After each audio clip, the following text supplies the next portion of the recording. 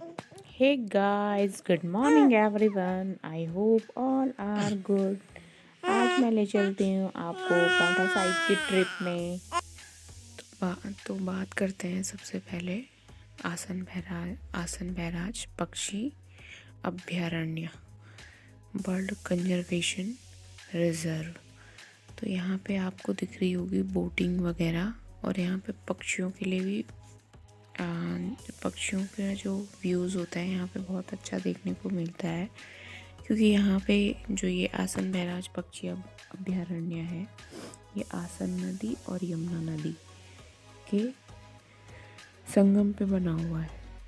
और जो ये बर्ड कंजर्वेशन है, इसका जो डेवलपमेंट है ये 1967 में कर दिया था। और अगर आपको घूमने का मन हो तो यहाँ पे अक्टूबर टू दिसंबर के बीच में घूम सकते हो, या फिर mid March two and April तक यहाँ पे घूमने का काफ़ी अच्छा टाइम रहता है, क्योंकि उस टाइम पे बर्ड्स वगैरह काफ़ी आती होंगी।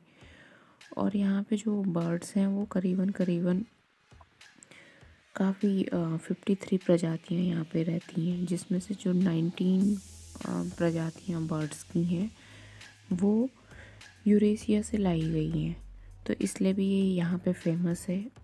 2020 में इसको क्या है, यूनेस्को में रामसर साइट में इसको क्या कर दिया है, रामसर साइट के अंतर्गत इसको लाया गया।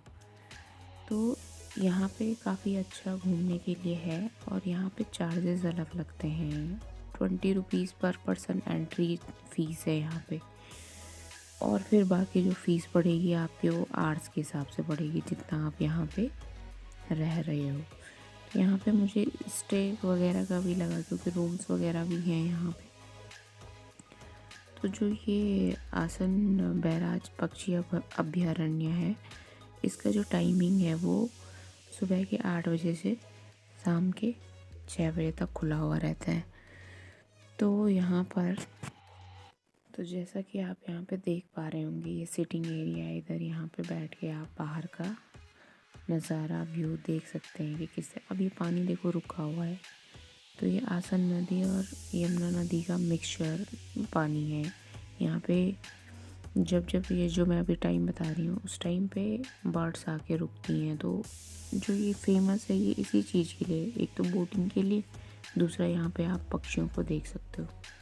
तो मैं, मम्मी और भाई तीनों गए थे यहाँ पे। ये इसके बारे में लिखा है कि यहाँ पे किस किस बर्ड की प्रजातियाँ यहाँ पे रहती हैं। यहाँ पे आते रहते हैं पर्यटक घूमने के लिए, बच्चों के लिए यहाँ पे खेलने के लिए भी है, और रेस्टोरेंट भी खुला हुआ है यहाँ पे, रेस्टोरेंट टाइप में। तो आपको जो भी चीज़ मंगाना है वो भी आप यहाँ पे अवेलेबल है यहाँ पे। तो जो ये यहाँ पे आसन नदी आती है, वो मसूरी में बहुत सारी धाराएं बहती हैं, तो उनसे मिलके आसन नदी बनती है। और वो आसन नदी का जो पानी होता है, यहाँ पे देहरादून में ही टपकेश्वर महादेव मंदिर है, तो वहाँ से होते हुए वो प्रेमनगर आ जाता है पानी। और वो क्या करता है, दून घाटी ही है, दून घाटी को यूपी बॉर्डर लगता है, तो यूपी के सहारनपुर ज़िले से अलग कर देता है। अब देखो यहाँ पे पिक्स आ गई हैं। अब ऐसा हो सकता है कि जब हम जाएं जहाँ, वहाँ पिक्स ना लें, थोड़ा पिक्स का भी हमने मज़े कर लिए। यहाँ पे हमारी माता जी झूला झूलती हुई, इसके बाद थोड़ा बहुत हम भी झूला झूलने की कोशिश करते हैं, पर फिर आगे बढ़ जाते हैं। तो जो ये पानी अलग करता है सहारनपुर ज़िले से, ये क्या है, आसन बैराज में चला जाता है ये पानी। और जो आसन बैराज का से पानी जाता है वो फिर कहाँ पहुँच जाता है, हिमाचल प्रदेश का जो ये पाउंटा साहिब है, जहाँ भी जाना है वहाँ पे यमुना नदी में मिल जाता है। कोशिश पूरी करते हुए झूला झूलने की। अब जिस बैराज की मैं बात कर रही हूँ, आसन बैराज, वो ये है।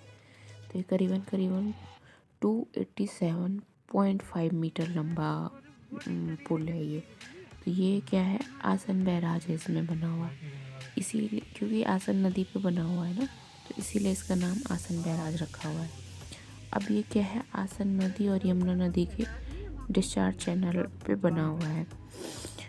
तो ये जो 2020 में उत्तराखंड का फर्स्ट रामसर स्थल घोषित किया हुआ है इसको, और इसका जो ऑफिशियल नेम है वो यही रखा है, आसन कंजर्वेशन रिजर्व। अब जो इसमें जो ये पानी जा रहा है, तो पानी यमुना नदी जो इसके ठीक बैक से यमुना नदी आ रही है, उसके वेस्ट किनारे पे इन्होंने नहर निकाल रखी है। उस नहर को इन्होंने यमुना नहर बोला है, क्योंकि वो यमुना जी से ही अलग कर रखा है। अब इस पानी में इन्होंने 30 मेगावाट बिजली का उत्पादन कर रखा है। अब ये जो पावर स्टेशन है इनका बना रखा, वहाँ से पानी डिस्चार्ज होता है। अब पानी डिस्चार्ज होने के बाद ये पानी को क्या है, नहर के थ्रू 13 किलोमीटर दूर यूपी में 72 मेगावाट की खारा पावर स्टेशन तक इसको पहुंचा देते हैं इस पानी को। तो ये यूपी के लिए भी इलेक्ट्रिसिटी जनरेट कर रहा है। अब आ गए हम ये पांवटा साहिब। अब जो ये पांवटा साहिब है हमारे हिमाचल प्रदेश राज्य के सिरमौर ज़िले में, और ये क्या है, यमुना नदी के किनारे बसा हुआ है। उत्तराखंड राज्य से भी ये क्या करता है, टच करता है। तो जब भी आप आओ, तो जब उत्तराखंड के स्टेट से हिमाचल प्रदेश के स्टेट को कनेक्ट कर रहा है एक पुल, तो वहाँ पर टोल टैक्स कटता है। तो जिसकी अपनी व्हीकल है उसको तो चार्ज पड़ेगा ही, पब्लिक व्हीकल में जिसकी व्हीकल होगी उसे चार्ज पड़ेगा। अभी अंदर का मेन एरिया है, ये क्यों, मतलब इसको किसने बनाया, किस चीज़ के लिए है, तो ये सिखों का पर्यटक स्थल है। यहाँ पे गुरु गोविंद सिंह जो सिखों के 10वें गुरु हैं, उनके थ्रू इसका क्या किया गया, निर्माण किया गया। तो सिखों के 10वें गुरु गोविंद सिंह जी ने 10वें ग्रंथ की रचना की थी, तो उस ग्रंथ को यहाँ पे रखा गया है। और ये गुरु गोविंद सिंह जी के जो टूल्स वगैरह थे, जो मतलब वो यूज़ करते थे, उनको यहाँ पे रखा गया है। अब ये जो आप मिनी स्ट्रक्चर देख रहे होंगे, तो ये पांवटा साहिब का क्या है, पूरा स्ट्रक्चर बता रखा है कि इस तरीके से हमने क्या है पांवटा साहिब को बना रखा है। तो इस छोटे से व्यूज़ में आप इस पूरे गुरुद्वारा को क्या कर सकते हैं, देख सकते हैं कि कहाँ पे किस तरीके से इन्होंने डेवलपमेंट किया है। तो बहुत ही अच्छा एरिया है, इधर घूमने लायक स्थल है ये। तो यहाँ पे आइए और घूमने का आनंद लीजिए। और यहाँ पे सिखों का सबसे अच्छी बात क्या है कि यहाँ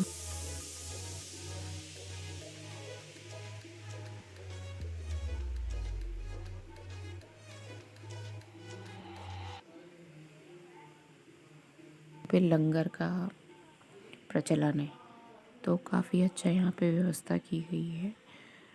गरीब से गरीब और भूखा से भूखा आदमी भी यहाँ पे क्या है, खाली पेट नहीं जा सकता है। तो देखो कितनी भीड़ लगी है।